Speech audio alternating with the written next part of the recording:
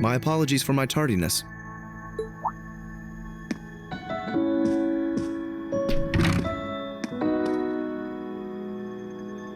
You can't apologize if you're not late. I just decided to show up early. How are the horses doing?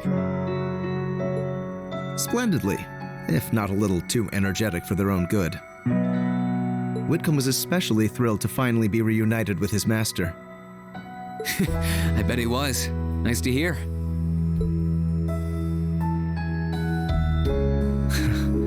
There's not a brick out of place. Which means it's just as run down as ever. Still, I've made so many memories here. I wouldn't have it any other way. That's for sure. It's really nostalgic being back here again. What do you say we head on up? I want to see what things are like upstairs, too. All right, why not?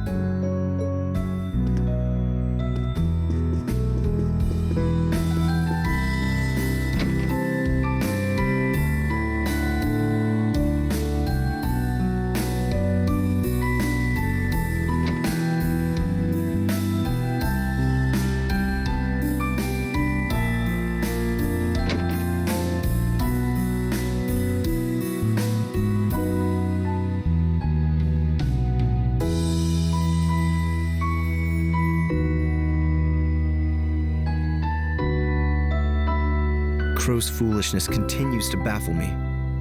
He's fighting under a banner that doesn't include him. He's the sort you'd more likely find in a casino than the capital. That's for sure. Fighting for the Alliance really doesn't suit him one bit. I'm sure he realizes that too, though. He sees Duke Cayenne as more of a sponsor than an ally. So it's just a case of the two using each other while they share a common purpose. Winning him over won't be easy, but we should push this angle if we intend to do so. Rufus will likely be more difficult, given his key position in the Alliance and shared ideals. I didn't even think... My brother's always been my light, both dazzling and warm. He commanded respect, but he also deservedly earned my absolute trust. After the death of my mother, he was the only living relative who did so. And he was a constant, someone I could rely on and look up to after I was taken into the family mansion in Bereahard. I know how you feel. Your brother is to you what Elise and my parents are to me. I'm sure he still cares about you too. He's probably just as worried about your inevitable encounter as you are. The two of you might disagree about the country's future, but that doesn't mean you can't care about each other. I agree, which is precisely why I've chosen to fight him with everything I have. That, above all else, is the role that I must play in ending this war.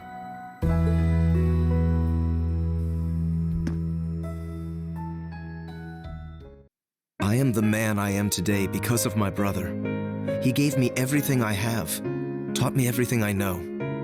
He was the one who taught me how to behave as a noble should, taught me to raise horses, trained me as a swordsman. I was always looking up at him, as if he were some sort of celestial being shining in the sky above. So the idea that I could cross swords with him on equal footing and emerge victorious always struck me as absurd. But not anymore. For all their riches, power, and influence, even the greatest noble is human, and they can fall like anyone else. My father always treated me with scorn. I was forever doomed to be the bastard child, but I always tried to act a noble. I suppose I did so out of some sense of duty towards my late mother. But as I spent more time with you, Regnitz, and our other classmates, my very perception of nobility changed. I found myself wanting to discover what it truly means to be proud of one's nobility. True pride.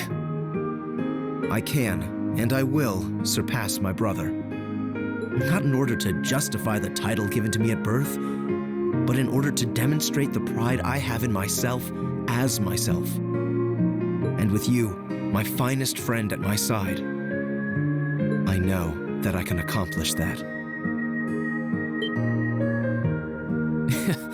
I'm flattered, but I'm not half the man you are.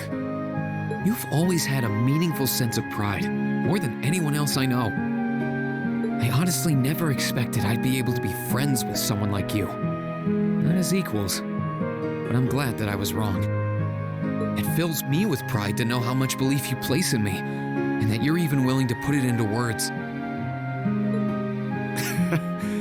Perhaps your numerous heart-to-hearts and endless supply of passionate speeches have finally rubbed off on me. No matter how this war ends, our position as nobles will likely never be the same again. Regardless of what happens to this nation, we will always have our pride. That should never change. There's the Jusis I know.